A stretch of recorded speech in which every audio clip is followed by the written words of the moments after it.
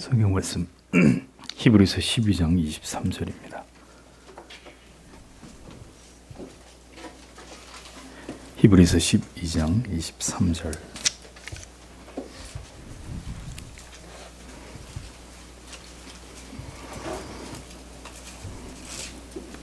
같이 읽겠습니다. 하늘에 기록한 장자들의 총회와 교회와 만민의 심판자이신 하나님과 및 온전케 된 의인의 영들과. 웨스트민스터 대규리 문답 오늘의 86문입니다.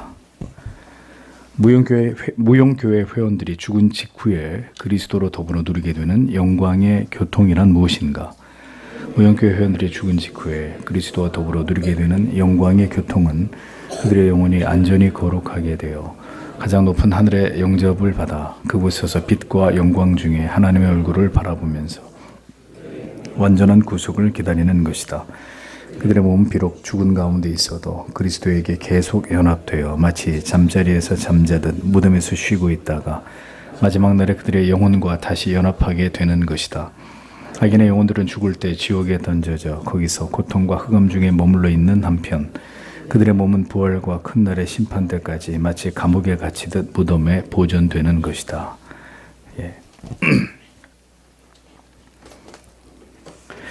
무형교회, 즉 이 땅에 존재했던 모든 택하심을 입은 성도들 전체가 죽음 이후에 그리스도와 함께 어떤 상태로 존재하게 될 것인가에 대한 물음을 오늘의 대규리 문답에서 다루고 있습니다. 이 땅에서 믿음을 가지고 선한 싸움을 싸우다 마침내 하나님의 부르심을 입게 된 모든 성도들은 죽음 즉시 그리스도와 함께 영원한 교통을 나누게 된다고 교리가 하나님의 말씀에 근거해서 이렇게 설명을 하고 있습니다. 저는 여러분들에게 분명히 고합니다. 우리가 조금 전에도 예수 그리스도에 대한 찬송을 불렀습니다만 예수 그리스도를 배웁기를 갈망함이 없다면 교회를 다니는 신자임에도 불구하고 예수를 배웁기를 갈망하는 마음이 없다면 성도 여러분, 그것은 믿음이 아닙니다. 예수를 배우기를 갈망하는 마음이 없어도 종교적인 삶을 살 수 있습니다. 교회 다닐 수 있습니다. 교회에 있는 사람들과 좋은 관계를 맺으면서 다른 이유와 목적을 가지고 교회를 다니면서 종교 생활을 취미 활동하듯이 할 수 있습니다. 그러나 다시 말합니다. 그건 믿음이 아닙니다. 예수 그리스도를 이 땅에서도 거듭난 하나님의 자녀가 정말 그분을 배우기를 갈망하는 마음이 없다면 그것은 믿음이 아니라 막연한 종교심에 불과한 것입니다. 나의 죄를 위해 십자가에서 자기를 버리신 그 놀라운 사랑과 은혜를 베풀어 주신 그리스도에 대한 사무치는 사랑과 그리움이 없다면 아직 그리스도의 십자가를 경험하지 않았거나 아니면 지금 현저하게 그 믿음이 뒤로 물러가 버린 상태라는 것을 뜻하는 것입니다. 신자는 오매불망 주님을 배웁기를 그리워하는 사람들입니다. 오죽하면 그래서 우리를 그리스도가 신랑이요 교회를 신부라고 표현했겠습니까? 그 많은 유비를 놔두고 왜 예수를 신랑, 우리를 신부라고 말했겠습니까? 가장 서로가 그리워하는 존재들이기 때문에 그렇습니다. 보고 싶은 사람을 온통 생각하면서 다시 만날 날을 기다림처럼 그리스도를 구주로, 예수를 나의 구주로 영접한 그리스도인은 예수 그리스도에 대해서 이 같은 마음을 품은 자들입니다. 그 소망과 기대 때문에 죽음의 두려움의 문턱을 넘을 수 있고 죽는 날에 대한 모든 공포를 넉넉히 잠재울 수 있는 것입니다. 아직 죽진 않아도 죽음과도 같은 고통과 괴로움과 근심이 몰려오더라도 내가 주님을 배울 수 있다라는 기대와 소망을 가지고 그 모든 어렵고 힘든 날들을 넘어가는 사람들이 그리스도의 사람들입니다. 오늘날에는 교회를 다니는 사람들은 많은데 예수 그리스도를 그 십자가를 인격적으로 경험한 사람들은 소수에 지나지 않습니다. 그러니까 그리움이라고 하는 것이 없습니다.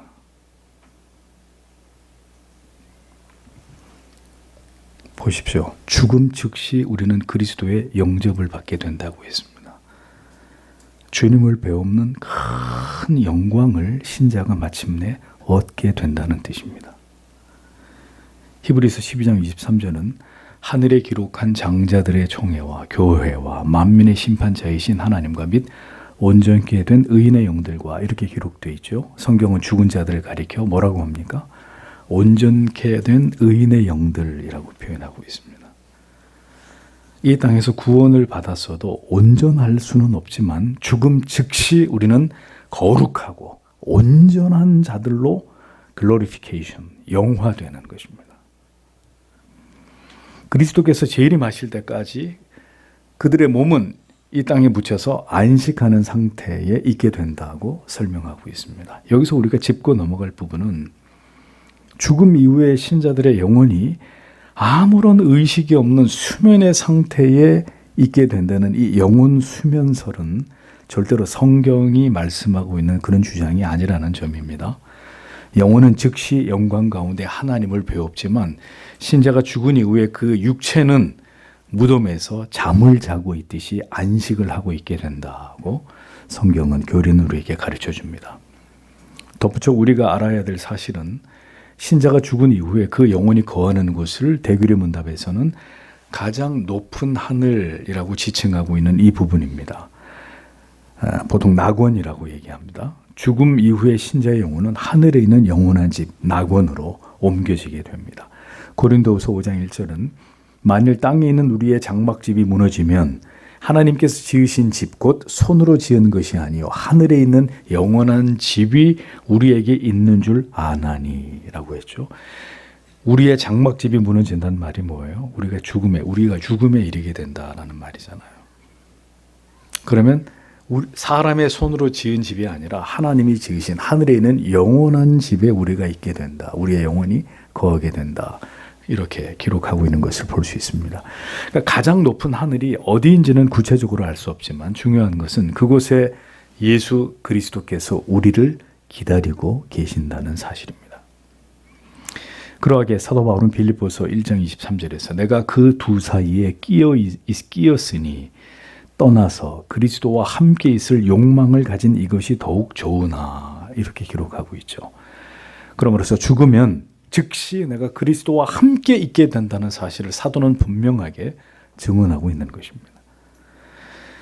죽음이 신자에게 너무도 기쁘고 감사하고 흥분될 수밖에 없는 것은 우리가 그토록 이 땅에서 그리던 바로 예수 그리스도를 죽음 직후에 그분을 배울 수 있기 때문입니다. 그러니까 이런 말씀이 그리스도를 인격적으로 경험하지 않은 분들에게는 아무 감흥이 없는 말이에요. 차라리 여기에 뭐 유명 연예인이 온다 그럼 눈을 크게 뜨고 어디 하고 막 이렇게 보려고 하겠지만 죽음 직후에 우리가 그토록 그리던 주님을 배웁게 된다? 그래서 그게 뭐 어쨌는데 이런 정도의 느낌밖에 없다면 여러분 우리의 믿음에 대해서 다시 한번 총체적으로 생각해 봐야 되는 것이죠. 죽음 이후에 더 놀라운 사실은 그곳에서 빛과 영광 중에 하나님의 얼굴을 배웁게 된다라고 교리가 설명을 하고 있습니다. 고린도전서 13장 22절에 우리가 이제는 거울로 보는 것 같이 희미하나 그때에는 얼굴과 얼굴을 대하여 볼 것이요 이제는 내가 부분적으로 하나 그때에는 주께서 나를 아신 것 같이 내가 온전히 알리라 이렇게 기록이 되어 있습니다. 자, 죽음을 통해 하늘에 올라간 성도들의 영혼은 하나님의 얼굴을 직접 보게 됩니다. 이 땅에 있을 때는 절대로 허락되지 않았던 그 일이 하늘에서는 이루어집니다. 그게 뭐예요? 하나님을 배웁는 것입니다. 하나님의 얼굴을 배웁는다는 말은 정말 하나님의 얼굴을 본다는 그런 의미가 아닙니다. 다만 하나님의 그 존재하심을 직접 경험하게 되고 하나님과 내가 지금 이곳에 함께 있다는 사실을 분명히 느낄 수 있다는 뜻입니다. 이 세상에서 그냥 막연하게 하나님이 계실 거야. 하나님이 분명히 계셔.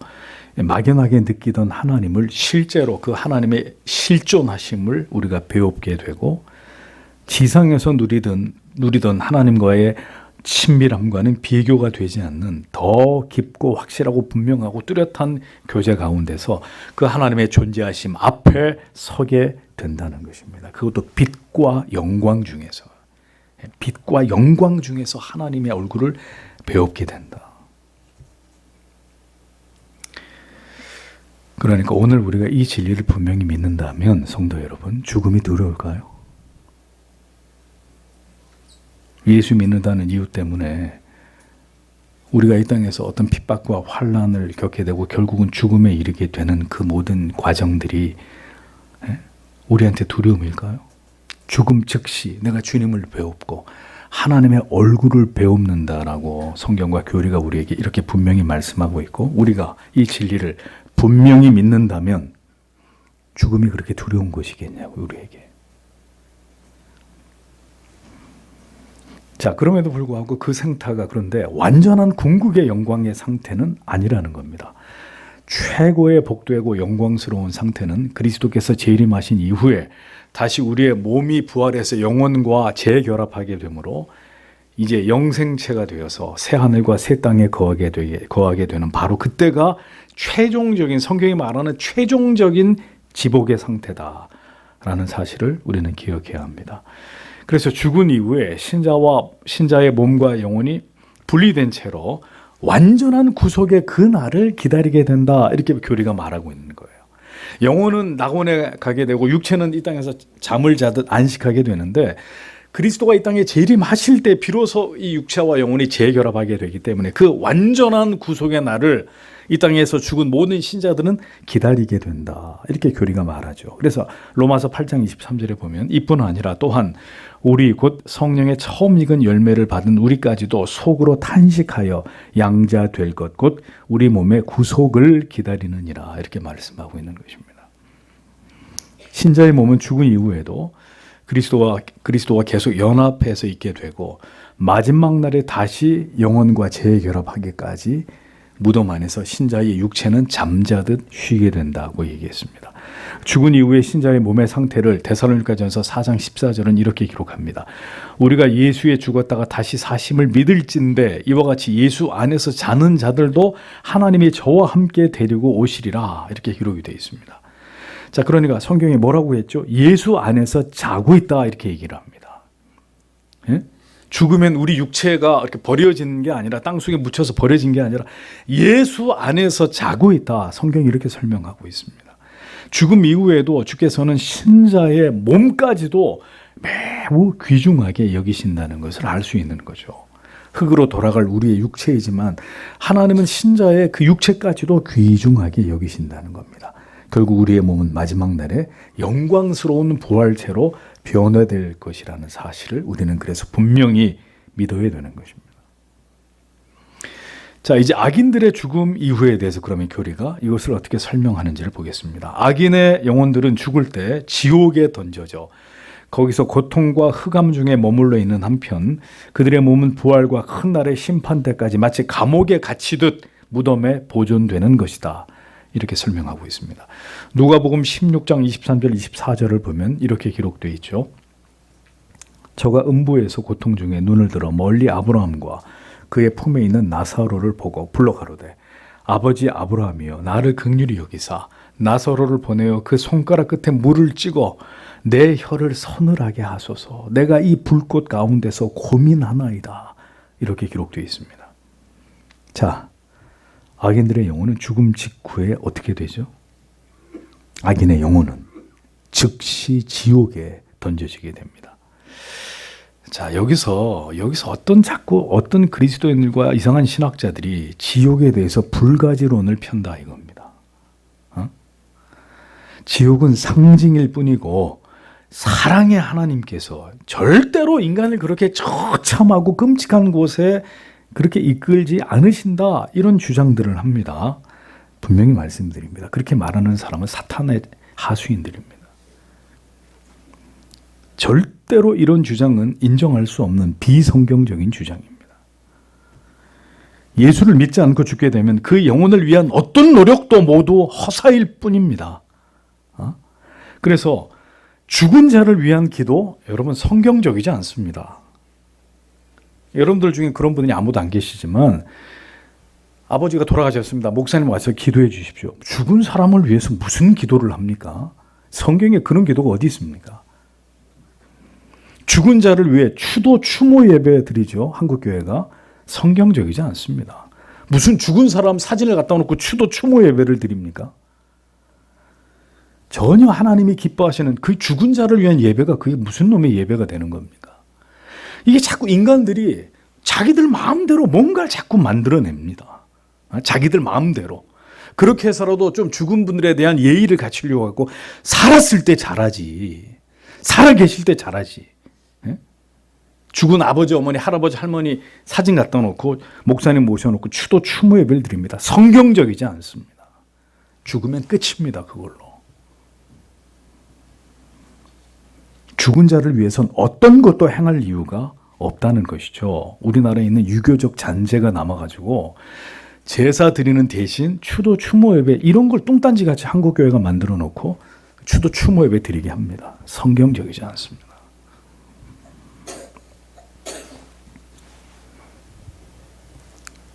하물며 믿지 않고 죽은 자를 위해서 기도하는 행위, 미신입니다. 미신, 신앙이 아니라. 그래서 믿지 않는 자의 장례는 교회가 절대로 주관하지 않아요. 에? 믿지 않고 남편이 살다가 죽었습니까? 교회가 절대로 그 장례에 개입하지 않습니다. 믿지 않는 부모님 돌아가셨으면 마찬가지입니다. 믿지 않고 죽은 자를 위한 어떤 종교적인 행위도 그것은 아무런 의미가 없는 무가치한 것일 뿐이고 하나님이 원하시는 바가 아니라는 겁니다. 죽은 이후에는 회개나 구원이 있어 그 어떤 기회도 주어지지 않습니다. 그것으로 영원히 끝입니다. 영원히 끝입니다. 그러므로 우리는 이미 떠나간 자들에 대해서는 모두 하나님께 의탁하고 살아있는 자들의 구원을 위해 노력해야 합니다. 죽은 아버지, 죽은 어머니, 죽은 형, 누나, 죽은 사람을 위해서는 그건 이제 하나님의 몫입니다. 하나님의 영역입니다. 우리는 살아있는 자들의 영혼에 대해서 이제 그들의 구원에 대해서 최선의 노력을 다해야 합니다. 살아있는 자들의 구원을 위해 전도하고 기도하는 일에 전심을 다해야 합니다. 악인들은 죽음 이후에 그들의 몸은 부활과 심판의 날이 이르기까지 감옥에 갇힌 것처럼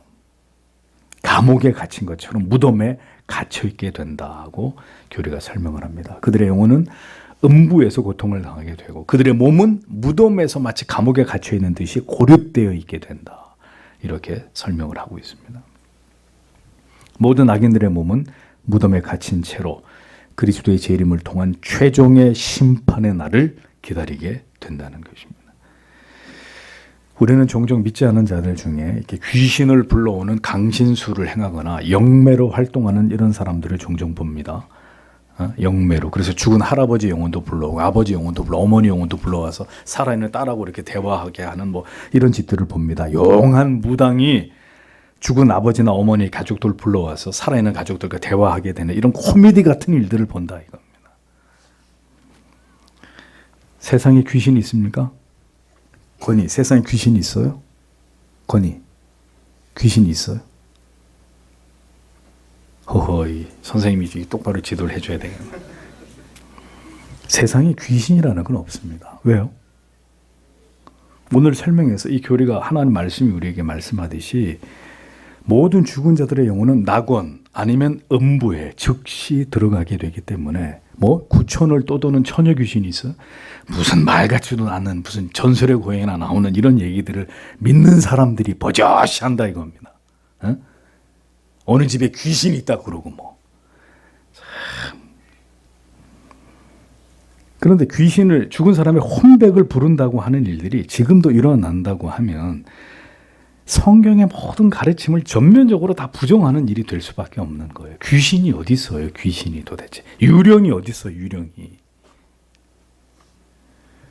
죽은 조상들에게 제사를 잘 드려야 후대가 복을 받고 앙화가 없다고 믿는 것 미신입니다. 우상 숭배입니다. 하나님이 악하게 보시는 일입니다. 신자는 제사를 지내거나 심지어 추도 추모 예배도 하지 않습니다. 이것은 성경에 어긋난 행위입니다. 성경이 택자와 불택자의 죽음에 대해서 어떻게 설명하고 있는지를 성도 여러분 분명히 기억하십시오. 기록된 진리에 자꾸 사람의 생각을 더해가지고 마음대로 어떤 일을 행하면서 이렇게 하면 하나님이 기뻐하시겠지라고 생각합니다. 인간의 생각입니다. 하나님은 그런 것을 우리에게 명하시지 않았어요.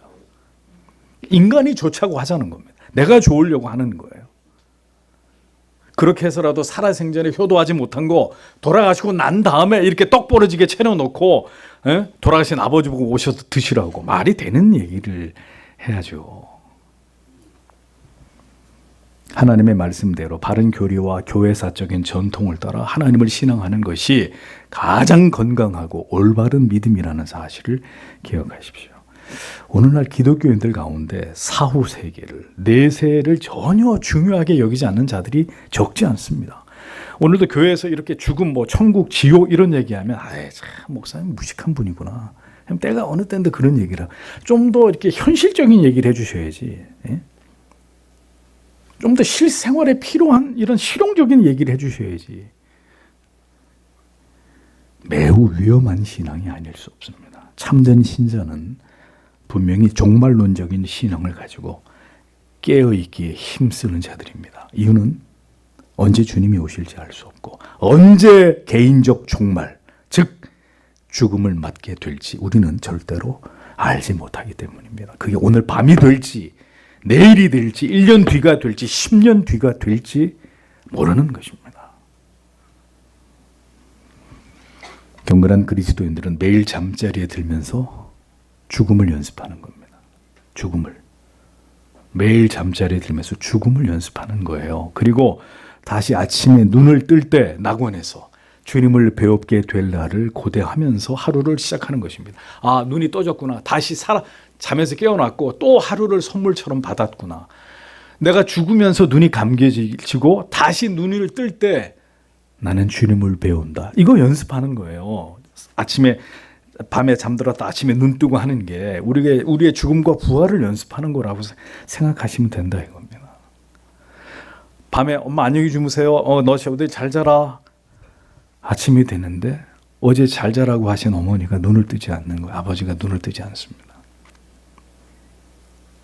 그런 날이 온다고요, 우리들에게.